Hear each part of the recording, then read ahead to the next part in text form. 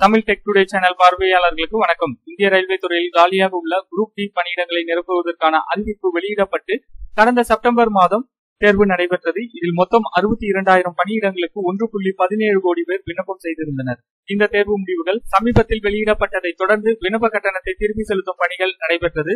பொதுப்பிரிவு மற்றும் ஓபிசி பிரிவினருக்கு பகுதி அளவிலான கட்டணம் திருப்பி செலுத்தப்படும். இதர பிரிவினருக்கு மொத்த கட்டணமும் திருப்பி செலுத்தப்படுவது வழக்கம். ஆனால் தற்போது பெரும்பாலான விண்ணப்பதாரர்கள் அவர்களது வங்கி கணக்கு விவரங்களை சரியாக சமர்ப்பிக்காத காரணத்தினால் விண்ணப்ப கட்டணத்தை திருப்பி செலுத்தும் பணி முழுமை பெறவில்லை. இந்த நிலையில் ஆர்ஆர்பி குரூப் டி தேர்வுக்கு விண்ணப்பம் செய்தவர்கள் அவர்களுடைய வங்கி கணக்கு விவரங்களை திருத்தம் செய்து கொள்ளும் கால அவகாசத்தை நீட்டித்துள்ளது. இதுகுறித்து இந்திய ரயில்வே தேர்வு வாரியம் வெளியிட்டுள்ள அறிவிப்பில் வரும் ஏப்ரல் 10ஆம் தேதிக்குள் விண்ணப்பதாரர்கள் அவர்களுடைய வங்கி கணக்கு விவரங்களை திருத்திக் கொள்ள வேண்டும்.